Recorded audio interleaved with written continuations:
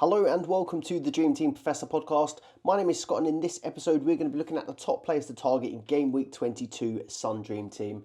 Sorry this episode is a little bit later than usual. As you probably know if you listened to the last episode, I've been away on holiday this week or last week, got back late last night. So wanted to make sure I could fit all of this week's juicy Premier League matches into this episode. So it's a little bit late. The deadline is tomorrow, Saturday, the 3rd of February at 11:30 a.m. So bit of a quick turnaround between this video and the deadline, but hopefully this video will be able to help you out with your Game Week 22 planning. So as always, we're going to start off with the fixture ticker from ffstuff.co.uk, a really handy free website where you can get all your Dream Team data, your fixture ticker that you can see up on the screen, the match center that you sometimes see in my other videos is a really good video, really good website. So check it out in the link in the description below. But we'll start off with the fixtures. So fixture volume for Game Week 22. This one's just changed quite recently. So it was a single game week for most teams with just Premier League action. But now we have FA Cup replays that have been thrown into the mix. Obviously, we knew that it was a possibility. We just didn't know which teams would be playing the FA Cup replays. The teams that do have FA Cup replays this week are Villa, who play Chelsea. That's going to be a big one and has quite a few different ramifications with our teams. And then not so much Forest and Bristol City. It was always a possibility. We just didn't know where it was going to come from, so we couldn't really plan for it. Could have been City Spurs in the end, and then we would be looking, well, for more City players, but maybe we'd want to keep our Spurs players or get more Spurs players. But in this scenario, I've found that it has made it quite difficult with these FA Cup replays. For example, if, like me, you moved on Ollie Watkins, he now goes on to play a double game week this week. Could be a potential good captaincy pick this week. But if you're like me and moved him on, you've now got a decision to make whether you want to bring him back or whether you just ignore it. Also, like me, I've got two Chelsea players in Palmer and Sterling. I was thinking of probably moving them on gradually, but now I'm thinking, can I delay that a little bit longer to keep hold of the double game week players? It has thrown a bit of a spanner in the works, but that is the double game week teams this week. Chelsea play Wolves at home first in the Premier League, and then they have Villa away in that FA Cup replay. Villa have Sheffield United away in the Premier League, and then Chelsea at home, and then Forest have a double game week of Bournemouth and Bristol City. The Forest one's probably not going to be so interesting unless you do want to take a massive punt. But yeah, Chelsea and Villa. Quite good double game weeks as well. Obviously, Wolves have looked pretty good recently, but Chelsea now play Wolves, who just conceded, was it 4 goals to Manchester United? Sorry, I was on the plane for that game, but watched the highlights back. But Wolves conceded a ton of goals in that game. And then obviously they've got the Villa game after that. Then Villa are playing Sheffield United, who I find this is a tough one because they've just conceded a load of goals against Crystal Palace. Then they face Chelsea, who have just conceded quite a few goals against Liverpool. So there could be goals in this game. It's going to be a tough one to call. But that is going to be one of the main decisions to make this week. Do we stick to our longer term plans, maybe look at City? Or do we go for the points now with the double game weeks? It is a hard decision to make. The full draw for the FA Cup, Blackburn Rovers versus Newcastle. Chelsea or Villa play Leeds or Plymouth. So if you do get the decision right in that Chelsea-Villa game, you could be rewarded with a good game in Game Week 25, the FA Cup next round would be. Bournemouth face Leicester. Liverpool have a nice tie with Watford or Southampton at home. Bristol City or Forest will play Manchester United. Wolves will play Brighton. Sheffield Wednesday will play Coventry or Maidstone, and then Luton will play Manchester City. So a good draw potentially there for Manchester City again. Of the single game week teams this week, so Brentford face Manchester City. That is at Brentford. So City have got an away game against Brentford. They've got all of their top players back now. Haaland's back on the pitch. They've got all their defenders back fit, I think it is. Maybe Akanji didn't make the bench, but I think he is due back. So City are going to be very popular this week. Arsenal host Liverpool, which I can see quite a lot of teams maybe moving off Arsenal. A lot of people moved off Saka. I think a lot of people moved off Saliba. I could probably understand moving off Saliba, but I still like the look of keeping hold of Saka. He done well this week. And then United have West Ham. Doesn't look like a great game to target. Newcastle home to Luton does look good on paper, but Luton are no pushovers. We've seen that recently with Brighton. And then Brighton face Palace. And Palace done pretty well with Eze and Elise back, but they are slight injury concerns again. So some juicy single game week matches. And then Spurs are away at Everton, who have been quite a good defensive side recently. So it is fairly difficult with some of these singles to pick out any really, really good looking fixtures. The main attention is going to be around those double game weekers from Aston Villa and Chelsea. Fixture volume though for February, so we look a bit wider at the fixture ticker and who has how many games. City completely lead the way with these fixtures. They have a guaranteed 7 fixtures in February. 5 Premier League matches, 1 Champions League match, which starts up again in Gameweek 23, so the following game week. And then Luton away in the FA Cup, Gameweek 25. 7 fixtures guaranteed for Man City. It is a much bigger advantage over some of these other sides. Most have about 5 or 4. Can change depending on FA Cup results and things like that. But City with the 7 guaranteed fixtures is a big advantage. But that also comes with the caveat that they have a big squad, lots of rotation. It is hard to try and pinpoint a City player that is going to play all 7. So that is something to take into consideration. But the favourable draw against Copenhagen in the Champions League and then Luton in the FA Cup, you'd have to think that not only do they have 7 guaranteed fixtures, they'll probably go on to have more fixtures to come because you'd have to expect they get through in the Champions League and the FA Cup. Liverpool have just the 5 fixtures currently, which could turn to 6 if that rearranged game with Luton gets put into Game Week 24. That would make a double game week with Brentford and Luton. I think I've seen on Twitter that should really have to be decided maybe today, later today. Otherwise, it's getting a bit too near the mark. So that is going to be a big thing because if they do have a double game week in Game Week 24, we're going to have Man City and Liverpool both doubling in 24. And then we're going to be clambering to get a lot of City players and Liverpool players into our team. So that is, again, one problem we could have if we stack up on Chelsea and Villa. It might mean sacrificing a nice City double or a Liverpool double in Game Week 24. Aston Villa, 5 fixtures which could turn to 6 if they make the FA Cup, beating Chelsea and then facing Leeds, Plymouth. And the same sort of for Chelsea. Chelsea have 5 which could be 6 or 7 depending on if they beat Villa in the replay and then obviously play the same opponents in the next round. But they also do have a potential rearranged fixture with Spurs that could get put into Game Week 24. And I think I read somewhere that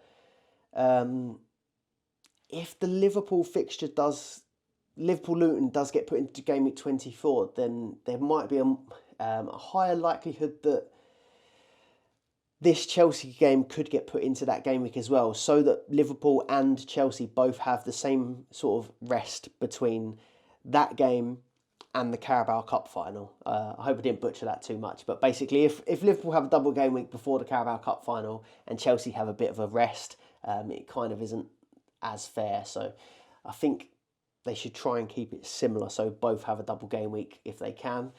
But most of the other teams have just the 5 fixtures: Arsenal, Man United, Newcastle, Brighton. Arsenal were looking a little bit light on fixtures initially, but they kind of have caught up now that FA Cup is out of the way. Arsenal, Man United, Newcastle, Brighton, Brentford, Wolves, Forest and Bournemouth all have 5. West Ham only are down for 4. And Spurs actually are down for a guaranteed 3 fixtures in February, which is a lot lighter than, say, Man City, who could have or will have 7. But that Spurs one could become 4 if that Chelsea game gets put in somewhere else. But that covers most of the popular teams. Main standout is Man City. Liverpool, Villa, Chelsea could all have a few more. But other than that, it's mostly 5 or 4, with Spurs having the least amount of fixtures at the minute. So that is also going to be something we have to consider with Spurs. The likes of Porro or Maddison, they're really high scoring players, but will they be able to keep up with players with extra fixtures? And then one last thing, the end of Game Week 23 / the start of Game Week 24, we should have all the AFCON and Asian Cup players back. We're already starting to see a lot of them return now already anyway, if they've been eliminated. But that should be the end of it, Game Week 24. Right, on to the top players to target then for Game Week 24. But before we get started, please do leave a like and subscribe to the channel if you're not already, to get kept up to date with all the latest Dream Team content. Man City first, we're going to start with them because they do have a massive fixture advantage with these 7 games. You've got Brentford away next, Everton at home, Copenhagen away from home. That's a double game week in 23, Everton, Copenhagen. In 24, 2 home games, Chelsea, Brentford. And in 25, 2 away games, Bournemouth, Luton. The fixture ticket is looking really, really good for City. 8 wins in a row, 11 games unbeaten. It's looking like every other season where they just turn it on at this point of the year. I'm going to start off with Erling Haaland, not because he's the best player to target by any stretch. He only came on for 19 minutes off the bench, but that is massive news. So we'll kick off with him. He's 7.9 million. He just came on for a 19-minute cameo, and he only got 1 point. So he probably is going to drop by 0.3. Just because he is such a highly priced player, and if he comes on, you expect him to score or hit big numbers. So he probably is going to drop 0.3. So if you did wait, you could probably get him a little bit cheaper. But I think he will be very, very popular this week. And I must say, even with just a 19-minute cameo, I am very tempted just to get Haaland straight back in my team, and then you don't have to worry about it. Because the problem is, we've seen it all season. You have this idea of how you want your team to go or who you want in, and then it only takes 1 or 2 injuries to throw out your whole plan. So I'm liking the idea of getting Haaland in nice and early, and he's just there. You don't have to worry about it. I'm still doubtful that he does start Brentford. I think he probably will do a similar thing. Maybe if you look at KDB, for instance, he came back, he had a few cameos off the bench, and then he started the last one. But with Haaland, I do feel like, well, similar to KDB, even if he comes on for 20 minutes, 25 minutes against Brentford, he can score. He had a bit of a miss kick when he came on, and then he did have sort of like a back post header that looked quite close, and I thought he was going to do it. But yeah, I think I'm tempted to get Haaland in nice and early, but it would come at the expense of maybe having these double game week players, which we'll come on to later. But I do expect him to be probably the most transferred player in this week. Kevin De Bruyne at 6.2 million, 9 points this game week. He dropped 0.2 last week after a 10-pointer, which I know a lot of people are upset by, but I'm not really surprised. I don't think it's right, but we saw it with Bruno Fernandes at the start of the season. If these premiums aren't hitting sort of double figures consistently, they're going to drop in price, which I don't know if it's fair or not. But I think if you're getting Haaland in and you're getting KDB in, you're probably not planning to take them out for a little while. So you probably will lose a bit of value. But if you're going to keep them there, I don't think it's a massive problem reaching the later part of the season. So he probably will drop again. He got 6 and a 3, so 9 points, which, whether he started or not, Dream Team doesn't really care. So he probably is going to go down again. He got another 2 assists this game week, 5 attacking returns now in 150 minutes of football since returning, 5 appearances, 5 attacking returns. So Kevin De Bruyne, he's in my team, and I think you should probably be thinking about getting him in for this run of double game weeks. Phil Foden, 5.2. Now, this is a disappointing one for me. I went for Foden as my captain this week. Before I go on a captain talk, let us know in the comments below, who did you make your captain for this game week? There was a lot of really well-delivering captains this week with João Pedro, Jota, Nunes, even Palmer outscored Foden this week. There's a lot of big hitters this week. So let us know in the comments below who you went for your captain. But 7 points for Foden got me 14 as my captain. 1 assist. Was pretty disappointing, but longer term, he's still going to be a brilliant hold. He's averaging 7 points per game. So in my head, I was thinking, well, he might get around that. So 14 points, doubled, could be 28. I thought he was good for expected minutes, but it just didn't happen. He delivered a 3-pointer and a 4-pointer. I was looking at it thinking, if you followed the podcast, I went for Jota recently and he blanked and then was subbed in the other one. It just hasn't been... I've not been great at picking captains, basically. So I thought Foden seemed like the safer pick. He gets bonus regularly. He gets a lot of minutes. He has a lot of shots on target. He's the 4th highest scoring player in the game with 205 points, 10 goals, 10 assists. But yeah, just didn't happen this week. No bonus points at all. I think it was just 1 assist and 1 shot on target. So really disappointing week for Foden and Foden captainers. He was the 2nd most captained with 17% in the top 1K. Jota was the most highly capped at 24%. And obviously he went on to smash it. So no hard feelings there. Just let us know. Have a little gloat in the comments below if you went for a different captain. But Foden long term, I still think is a very good pick. Alvarez, 4.2, 17 points for the game week. Birthday boy, brace. Really good performance from him. That free kick routine with Kevin De Bruyne was absolutely brilliant. He blanked at Spurs but got 2 goals against Burnley, 14 points. He's on 189 points now, takes him to 7th overall. And I still think he will have a really big part to play, even with KDB and Haaland coming back. I did think that he would probably be the guy most at risk with these two coming back because Foden has been so good. But it probably is going to just be a bit of a mix and match with all of them, actually, because the squad is so good. I expect he probably does start Brentford now as well. But we have seen Haaland and Alvarez start together, so I wouldn't be surprised whatever happens. I still think if I had him in my team, I would still keep him there without a doubt. Bernardo Silva, 4.1, just the 5 points this week. Got tackles, a shot on target, got bonus points against Spurs, but no minutes against Burnley, which would have been disappointing for people that had him in their team.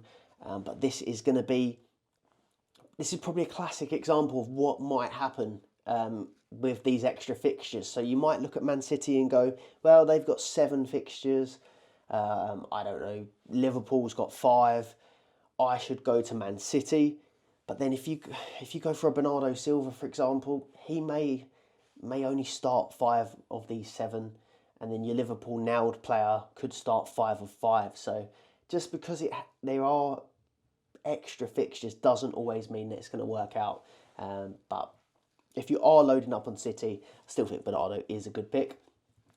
Doku is very exciting. I feel like he's probably more of a rotation risk, even though he wasn't this week. 3.9 million. He got 7 points for the game week and played a full 90 against Burnley, getting 3 bonus points.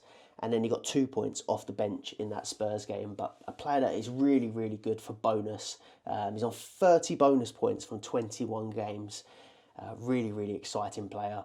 But he is going to be competing with a lot of players. You've got Grealish, Foden, Oscar Bob, Bernardo, all can play in those sort of areas. So to get Doku in your team, I think you're probably hoping for a start and a substitute appearance when there's a double game week. If you do manage to get 2 starts, I think you'll be well pleased with that. Right, on to City defence. Now, just a disclaimer, all of the teams to target aren't going to be as big as this, but City have just got so much going on at the minute. So defensively, how do we all feel about Man City? So, clean sheet against Spurs, probably the one we didn't expect there to be a clean sheet in. And then they conceded in Man City fashion last minute against Burnley. But they do have 3 clean sheets in their last 6, so maybe they're getting a little bit tighter. I saw a post on, I think it might have been Who Scored to put it out. Let me just see it. I shared it out on Twitter. But it was just it was Who Scored with the fewest XG conceded in the Premier League. Arsenal were top, and then City were second. And by quite a big gap. Arsenal and City, the best 2 defences on XG. And then Liverpool, Brentford, Villa, quite a way behind them. So it just always seems with City that they do concede these silly chances right late on. But I'm still interested in this City defence. But I have been thrown a little bit with who to choose because Kyle Walker is a naughty boy. Releasing a article in the Sun talking about all his personal life, all these naughty things he's been up to. I won't go into it too much, but he was benched after that. So I think he started the Spurs game, got the clean sheet, but then was benched for the Burnley one. He was benched. He wasn't completely left out of the squad. So I feel like if it was really, really serious or if he was really being punished, I think Pep probably would have just took him out of the squad completely. But he kind of did leave him on the bench, which makes me think it might just be a little bit of a slap on the wrist and he will be back in. Maybe it was just a case of you've taken your eye off the ball, you've lost a bit of focus, let's sit this one out. Enrico Lewis came in. But if I had Walker, I probably wouldn't panic. I probably would just leave him in and see what happens for Brentford. But if you were planning to bring him in, which I had my eye on, I am half tempted to either look elsewhere at City or just leave it another week, see what happens in that Brentford game, and then you have a clearer picture for the double game week. But yeah, just funny, Kyle Walker. Right, other defensive options. So Ederson, we start with a keeper. 2.7 million went down 0.2. Another 2 points this week probably will go down again. Ortega was the guy that got the clean sheet against Spurs, and Ederson only got 2 points, so he's probably going to go down even from 2.7, which is going to be moving him nearer to Dubravka territory here. So there could be a potential move on, but he will only get Premier League and Europe. He won't get that FA Cup game, which will be in 25 against Luton. But yeah, like I said, with defensive options from City, there's just so many now. So we've got Walker, Ake, Vardiol, Diaz, Stones. And you've even got a Kanji who's due back from injury, and Rico Lewis. So it is really hard to choose. Walker is the highest scoring with 111 points, but he's the 22nd highest scoring defender. So there are a ton of people above him, which again, you've got to weigh up. Is this City defender you're going to choose going to get 7 matches? Probably not. Maybe they'll get 5 or 6. So then you're basically on a level playing field. If you've got your Liverpool defender or your City defender, you're probably feeling more confident that you're going to get maximum starts out of, I don't know, a Saliba or a Virgil van Dijk or a Trent than you are a City defender. So yeah, the 7 versus 5 or 7 versus 4 could be a little bit misleading. Ake, 3 million. He's had 90 minutes in 4 out of his last 5. Vardiol, 3.2. He's had 90 minutes in 5 of his last 5. But then Diaz was looking quite nailed, but then he's just had his rest. He started 3 of 5 now with 1 sub-appearance. John Stones has come into the mix. Akanji's coming back into the mix. I think they're all probably going to play a similar amount of games across this run. Probably looking at least all sitting out 1 match, possibly 2. So I think it's going to be really hard to choose. And I wouldn't like to say which one I'd be going for at the minute. But yeah, I think a City defender is going to be a good option. Just choosing it is another matter. On to Aston Villa. Let's go on to Aston Villa next. So 5 fixtures confirmed. Obviously, that could increase if they go on to beat Chelsea. They've got Sheffield United away, Chelsea at home in this double game week that's just been added. Game week 23, they have Man United at home. Game week 24, they have Fulham away. And then Forest at home in game week 25, which could be paired with, who is it? Leeds Plymouth. It could be Leeds Plymouth if they do get past Chelsea. So Ollie Watkins is the one that we'll be looking at. I took him out last week. Kind of wished maybe that I didn't now that he's got this double game week. But the decision is, do you go back and get him in, or do you keep him in if you've already got him? It's a hard call to make. Sheffield United have been a bit leaky, but then I think I might have captained Watkins. It was either in this game or it might have been in one of the other formats, but against Sheffield United for the reverse fixture, and I think he had one shot on target. It was really disappointing. So it's a hard one to try and call. He blanked against Chelsea with 3 points, but then he did go on to score against Newcastle, getting 10 points. He's on 12 goals, 11 assists, and now has a double. It's a hard call as well. If you've got Palmer or Watkins currently in your team, which one you would captain for this double game week. The thing that's making me think I probably may not get Watkins back in is because I still think I'd probably lean to captain Palmer potentially for this one. But you know how it goes. He could still do pretty well in this one. Konsa, 3.2 million, 8 points this week. 7 came from that Chelsea clean sheet, but just the 1 bonus point. But he is joint second for bonus with 38. So Konsa is still looking at a decent option.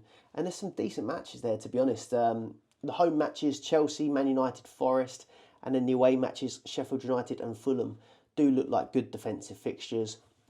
And then Emi Martinez, a really exciting keeper. I do love him. I wish Arsenal had kept hold of him, to be honest with you. 2.9 million. He's got 8 clean sheets. 9 is the most of any keeper, so he's right up there for clean sheets. He's made 74 saves. Only Areola has more from teams that are still in Europe, so he could be a good longer-term pick in goal.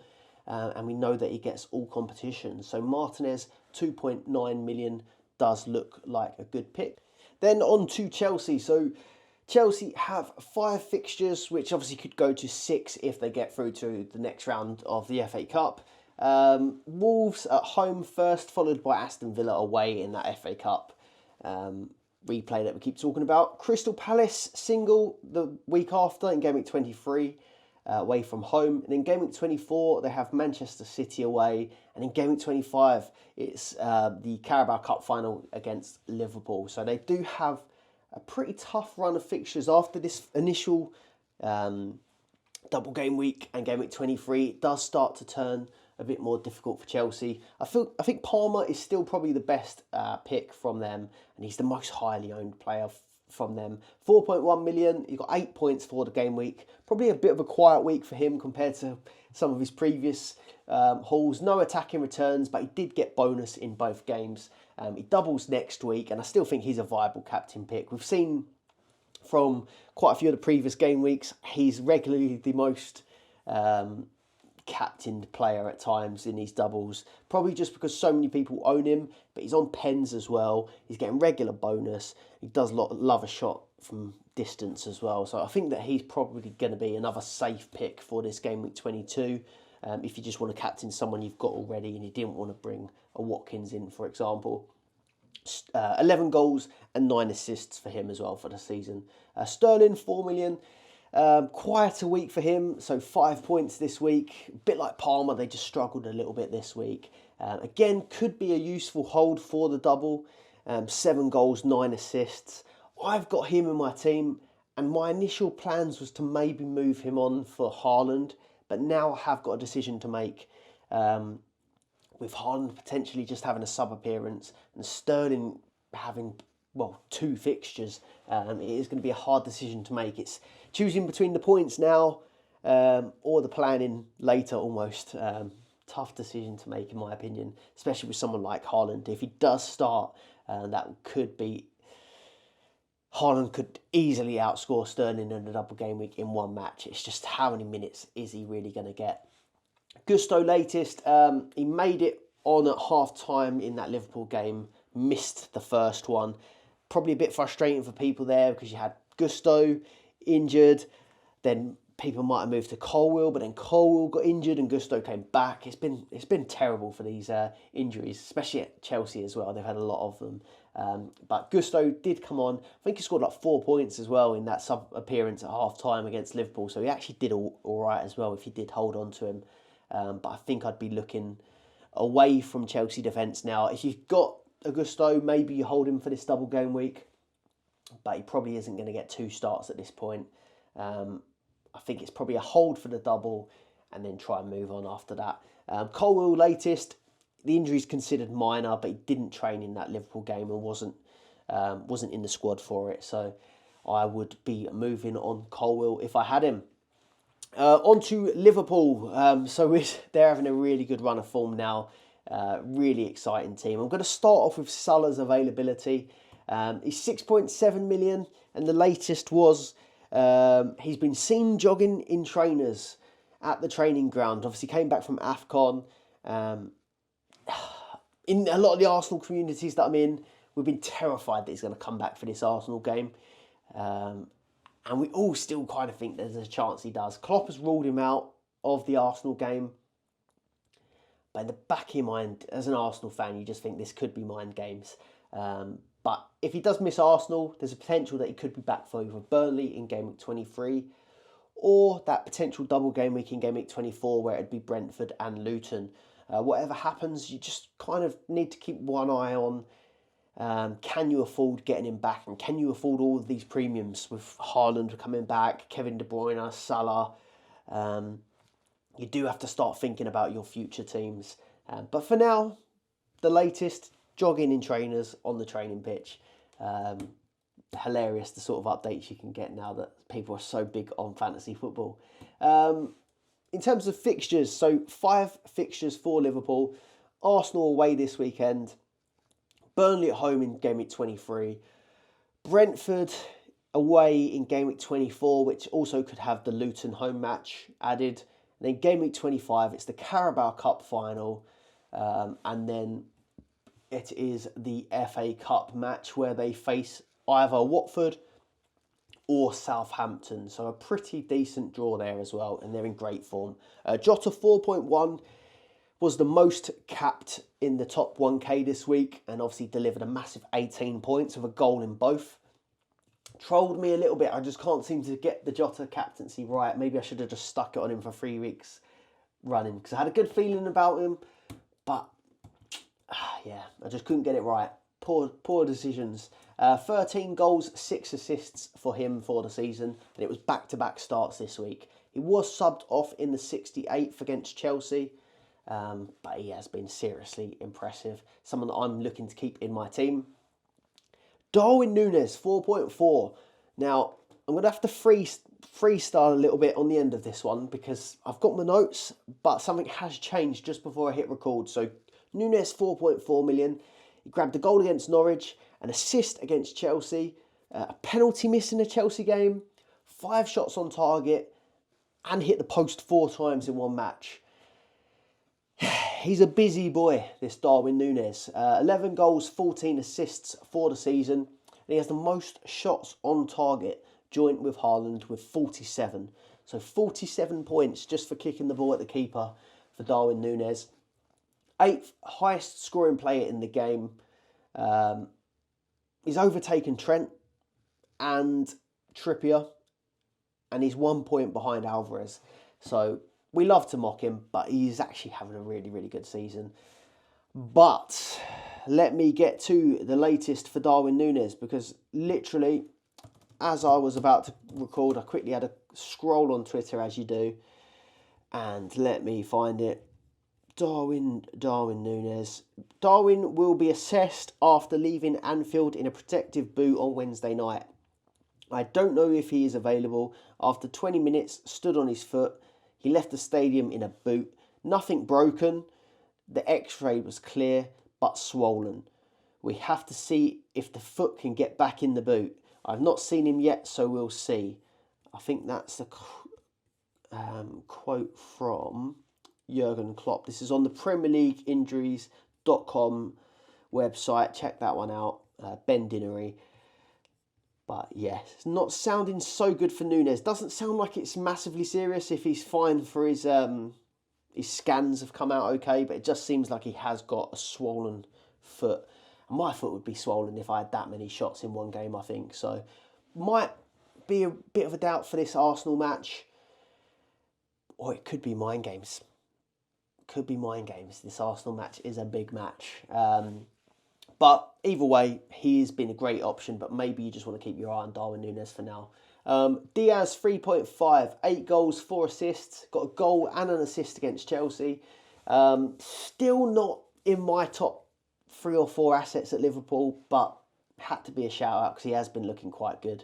I just thought that Diaz would do a bit more of bonus this season, but it doesn't seem to be hitting it. But he's level on points with Rodri, and he's a point behind Bernardo. So if you're thinking Rodri, Bernardo, City assets looking really, really good, Diaz is still right up there. Gakpo, I just don't think there's any need to go there while Núñez and Jota are in such good form, and Salah potentially coming back.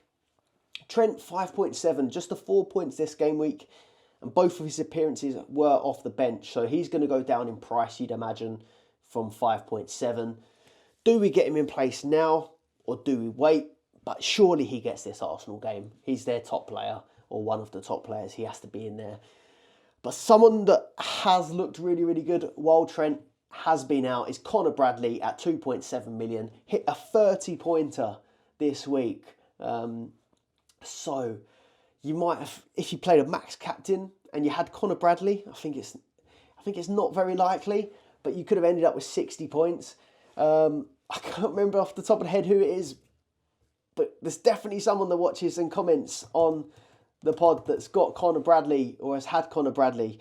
I hope you still had him for this 30-pointer because it has been a really good week for him. 4 assists and a goal this week. 1 goal, 5 assists for the season. He's going to be a very good future talent for Liverpool. Virgil van Dijk, 3.9, 10 points this week. A goal off the bench in the Cup. I probably wouldn't bring him in specifically for this Arsenal game, but the fixtures do look good long-term for them. And then Gomez, again, I feel like with Gomez, you probably have missed it. I got Gomez straight in as my Tsimikas replacement when he got injured at 3.6 million, and he's been brilliant since bringing him in. But do you get him with Trent and Robbo coming back?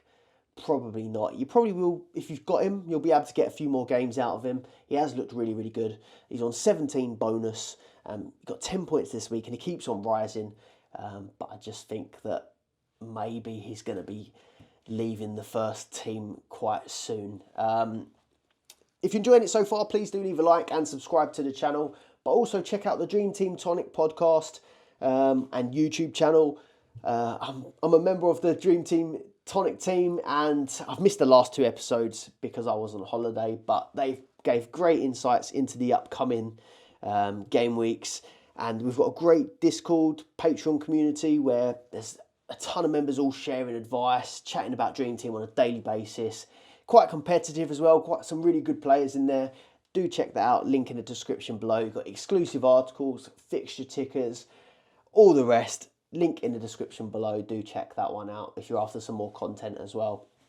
Arsenal, my team. 5 fixtures in February. Liverpool at home, West Ham away. Looks pretty tough. 2 tough games there. 2 single game weeks. But then in game week 24, we have the return of the Champions League. Burnley away and then Porto away. So that looks like a good double game week. It is 2 away fixtures, but Burnley and Porto, I think we'll do all right there. Game week 25 following that is a single with Newcastle, and we aren't in the FA Cup anymore, so that will stay as a single. Saka 5.6, 9 points this game week. Got taken out by quite a few players because of his lack of double game weeks, but 9 points is fairly respectable. Back on the score sheet with that goal against Forest. And probably people might even be looking to take him out this week because there are double game weeks coming now and people trying to get City players in. He does take up a big chunk of budget. But I just, in my head, I want to have him for game week 24. When Arsenal are back in that Champions League, I want to have Saka in my team. Scored his 10th goal against Forest and has 12 assists. So he's getting plenty of attacking returns. And he's the highest scoring player in the game with 218 points at the moment. Bukayo Saka, top of the table, 35 bonus points. So for me, he's staying in my team. I can see why people are taking him out for the extra fixtures. But I just think I want him in 24. And I've got other things I want to sort out. Defensively, though, I can understand taking out the defenders. Liverpool are on fire at the minute. They've done well against us in the last in that FA Cup match. I probably would still look to move on Saliba. But the thing you've got to balance out is Saliba with 5 fixtures, he will play all 5 unless he's injured. Whereas, again, if you go to City for 7 fixtures, can you guarantee that anyone's actually going to play 7? Probably not. 6 maybe, but it probably is going to be somewhere between 5 and 6. And Saliba is for 18 points ahead of Kyle Walker. So he isn't doing badly and he's nailed. That's the only thing you have to consider. Newcastle, on to them next. So 5 fixtures again for Newcastle. They've got Luton, game week 22 at home. Forest in 23. Bournemouth at home in 24. And then in game week 25, they've now got a double game week, which includes Arsenal away in the Premier League and then Blackburn away in the FA Cup. Few injury problems, though, at the minute. So they've obviously already got Wilson out, but then Isak, who's been impressive lately, picked up a groin injury, which is now being assessed. Does that mean Anthony Gordon could be playing a striker role against Luton at home? That could be a nice option if you've got him already. Kieran Trippier, 4.8. He's doing all right. He's got 15 points this game week. He got an assist against Villa, putting some really good good corners. I think their clean sheet potential's probably increased now. They've got their typical back 4 back. Botman, Byrne, Share, Trippier. And he got bonus in each of these games. So some nice singles coming up. I think Trippier could still do well. And he's doing pretty well at the minute. He seems to have regained a bit of form. Kyle Walker has taken the spotlight as top, what do we call it? Top misbehaving right back at the moment. And Trippier's gone back to quietly scoring points. So I think Kieran Trippier could be a good option still for this run. Shout out to Bravka, 2.2, 4.3 average. He's got him right back up there. He's actually one of that average, 4.3, has him as one of the top starting goalkeepers. Alisson's on 4.8 and Reyes on 4.5. And then lastly, I'm just going to mention Share at 3.2. I won't be bringing him in, but 22 points this game week. 2 goals, his 3rd of the season. But I just think that you can cover Newcastle with either Dubravka or Trippier. Brighton have been a bit unpredictable, haven't they? So Brighton this week, obviously that really good performance, which saw João Pedro smashing 29 points, I think it was, or was it? No, not 29, 27 was it in one game? I'll have to bring that up now. 24 against Sheffield United in that 5-2. But 24 in that game, but then 5 points against Luton where he picked up an injury. We're waiting to see how serious that one is. But maybe you take your points and run potentially. But he's having a great season. 18 goals, 2 assists. 10 of them have been from penalties, but they all count. And with penalties, a lot of time you go, do you know what? They're not going to keep scoring penalties. Well, he has all season. They've played 31 games and he's had 10 penalties. We're only, 21 game weeks in, so he's getting one every other game week at the minute, so maybe you can't rule it out. Standout performing captain, 12% owned this week, or 12% captain, in the top 1K. So really good if you did get that João Pedro captaincy right. Go on, have a little brag in the comments. Let us know if you captained João Pedro. Pascal Gross, 4.1. I've been highlighting him for the last couple of weeks for this run. but actually he's been really underwhelming. 9 points for the game week, so not terrible. 7 tackles in the Luton game, got him a lot of points. But I like to look at sofa score for the heat maps, especially with someone like Gross, because he can play a load of different positions. But he's just been slipping further and further back, deeper and deeper on those heat maps. He's just sitting in front of defence at the minute, so probably not looking as good of an option as when he was sort of playing wider and more attacking. So that is a shame. Probably wouldn't be looking at Gross at the minute. And then Purvis Stupinian, I've gone and broke him. I brought him in last week. He'd hit a 10-pointer, a 9-pointer, a 9-pointer, and an 8-pointer, hitting bonus in every match. And I bring him in, a -1 from 2 games. And I watched back Match of the Day. I was watching Match of the Day on the aeroplane, downloaded on the old iPlayer, and he was terrible in that Luton game. Dragged at half-time, made quite a few dodgy errors in that one. His teammates all looking at him. Yeah, a little bit worrying. I'm going to stick with him because this happens quite a lot. I'll then take him out and then he'll do well again. So I'll give him a run of games. I'm willing to give him a fresh start still, but it was worrying. Hopefully he doesn't get punished by De Zerbi in the next fixture. Crystal Palace at home. I still intend to hold, but like I say, a little bit worrying, and I'm sorry for breaking a Stupinian.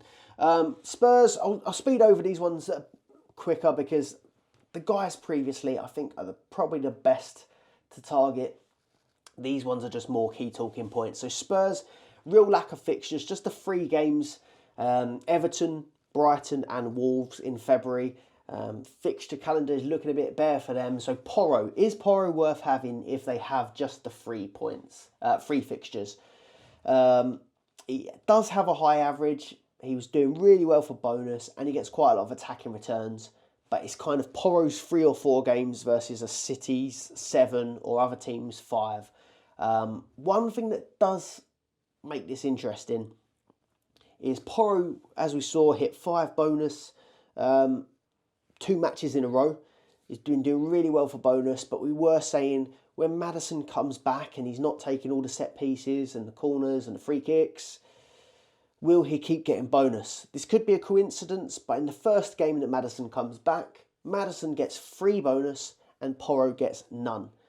So I thought that was quite interesting. It could be a coincidence, but Porro had hit bonus 13 consecutive matches before Maddison came back. 13 consecutive matches. Maddison comes back, he gets 3 and Porro gets none. So we'll have to keep an eye on that for these future games. Was Porro's bonus revolving a lot around being heavily involved in the build-up and the set pieces? Maddison back to it. 3 goals, 7 assists. Bit of a ding-dong with Mopai as well, but I just don't think it's worth it yet with this lack of fixtures, but he's a great player. United, Rashford. 5 fixtures for United. Wolves, West Ham. They've just played Wolves. They've got West Ham in Game Week 22, Aston Villa in Game Week 23, Luton in 24, and in the Game Week 25, they've got a double of Fulham, and in the FA Cup, they will face either Bristol, City or Forest. So a pretty good draw. I amended this, so I wrote my notes before the United game, before I was flying back last night. And Rashford, I'm going to stick with it. I'm pretty happy to just write him off for the season, to be honest. I see a bit of a mixture of things about this going out and getting pissed. I see comparisons with Wayne Rooney. People say, Rooney used to do stuff like this all the time. But the difference is Rooney delivered week in, week out. Rashford has been very poor this season, in my opinion. He did score against Wolves. He got 8 points. But I still think this would take a lot to change my mind and for me to consider him as an option. They've got no Europe now. They have got the FA Cup. I just think there's too many issues going on at United for me to be that interested in getting their players in. But it does look like a nice run of games. Obviously, Højlund done all right. but we've got plenty of strikers to choose from. Bruno Fernandes is ticking along, going under the radar. Got an assist again last night. He's the 7th highest midfielder in the game. 7 goals, 6 assists. But again, I just don't think it's worth it. We've got so many good functioning teams that are reliable with players that are performing week in, week out. Bruno does perform week in, week out, but can you rely on the rest of the players around him? I'm not so sure. So well done to Bruno and Rashford this week, but it's not for me. West Ham, Kudus coming back is exciting at 4.9. Returned last night. He got an assist for the penalty that was won. 3 bonus points, puts him up to 26 bonus for the season. And he's averaging 6 points per game, 9 goals, 4 assists. The run is Man United away, Arsenal at home. So 2 tough fixtures there, 2 singles. Game week 24, it's Forest away. Game week 25, it's Brentford at home. So just the 4 fixtures, the lack of fixtures compared to other clubs, but Kudus has been good. Paqueta still in the squad, wasn't ready for this week. And then Bowen, 5.3, starting as the striker still, 14 goals, 5 assists. Actually, that price difference between Kudus and Bowen, 4.9 and 5.3, isn't very much. I still think I'd prefer to go for Bowen. He's the 3rd highest midfielder and 5th overall. And then lastly, just to brush over these, I don't think these are really going to be players that you want to target unless you're looking for a real differential. Brentford, Palace, Wolves and Bournemouth. Ivan Toney, 4.9. He has got 5 fixtures in February, so he's doing all right for fixtures, and you know that he's going to start all of them. You know he's going to probably get 90 minutes, but they are tough. So City, Wolves, Liverpool, City again, and then West Ham. I think as a differential, it's not terrible, but there are some really, really good picks elsewhere from Liverpool, City, so it is tough. But Ivan Toney is exciting. He's got 2 goals, 1 assist in 2 appearances and 22 points since coming back. Eze and Elise from Palace. Brilliant, absolute brilliant players. 3.7 million Eze costs and Elise's 3.9. They both hauled this week, but both potentially injured again. It's tough. They just can't seem to stay fit. Eze got 2 goals, 16 points, 1 bonus. Elise got 2 assists, 16 points, 3 bonus. And the goals were just outrageous from both of them. Super talented players. But just the 4 fixtures, I think I will be looking elsewhere still. But they deserve the shout out. I'd love to see either of them at Arsenal. And then Solanke got his 15th goal of the season last night. 9 points. Bournemouth are looking really, really good attacking wise, making plenty of chances. He would also be a good differential. They will have the double in game week 25. They've got City and Leicester both at home that week. So that's City in the Prem, Leicester in the FA Cup. Before that, they've got Forest at home, Fulham away, Newcastle away. But again, it's probably differential territory. And then Wolves. Cunha, 10 points, goal against West Brom, and an assist against Man United. So 15 points in a week. He's having a great season. But another differential striker. There are others to choose from. Maybe if you're in mini leagues, fighting it out, trying to get different players from your rivals. But if you're sort of playing the sort of overall leaderboard, maybe not. And then Neto, 3 million, got 11 points, and a goal, 3 bonus against West Brom. And then a goal and an assist against United with 1 bonus. Takes him to 23 bonus points from 16 games. A very exciting player. Right. On to my team update then. So 104 points for the game week, which actually doesn't look that bad on paper. But seeing some of the other scores that have been flying around this week does make me feel a little bit bad with that week. So 2,348 points in total. It was really the captaincy pick that sort of ruined my game week. So Dubravka in goal, 12 points. He's done well. Estupinian's been disappointing. Just the 1 point, but early doors. Saliba, 3 points. Probably expected a bit more against Forest. Gomez with 10. He's been brilliant. Palmer, double figures again, 10 points. Saka with 9. Sterling with 5. And then I've already mentioned the Foden captaincy. 14 points is really disappointing. De Bruyne, 9 points, 17 for Jota and 14 for Nunes. The two Liverpool strikers looking really good. So Estupinian and KDB came in for me this week. 9 points from De Bruyne, 1 point from Estupinian. So 10 points from my guys I've brought in. Watkins outscored that alone, the guy that I took out. The guy that hadn't scored for, was it something like 8 games, I think I heard him say on Match of the Day. But he scored, obviously, when I took him out.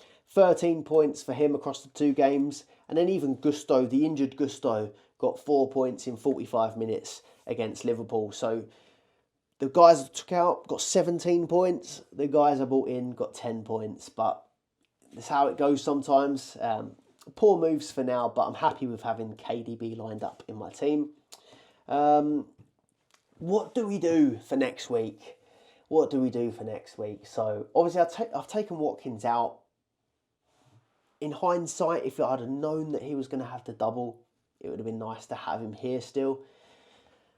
But do I look back, try and reverse it, get a double game weeker in?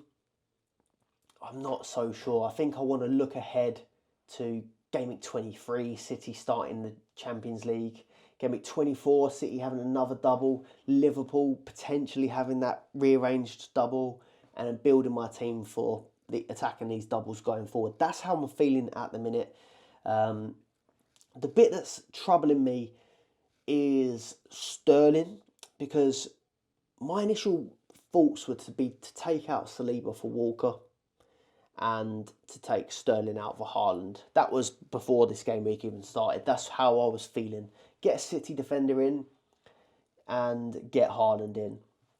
But now Sterling, my guy that I'm potentially was looking to take out, has a double game week. Whereas Haaland might only play 20 minutes. So that is going to be an issue. And then obviously Saliba, I was looking at Walker. But Walker's a naughty boy now and he might not start. So sort of got to tear up the plan. Yeah, I'm struggling, I must say. I've got another day yet to have a little think about it. A full day of not having margaritas in my system from being on holiday. So maybe I'll have a bit of a clearer vision of what I want to do for my team. But yeah, that's what I'm debating now. Do I still take Sterling out when he's got a double game week? I'm not so sure, but the thing that I've got in mind is I want to move towards having this Liverpool City team for these upcoming doubles.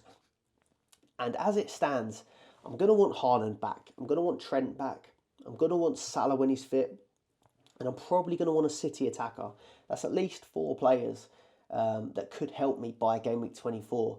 And I had a little look. And, I mean, if I did want to get Haaland, Trent, Salah and a City defender in, I can probably do it for Game Week 24,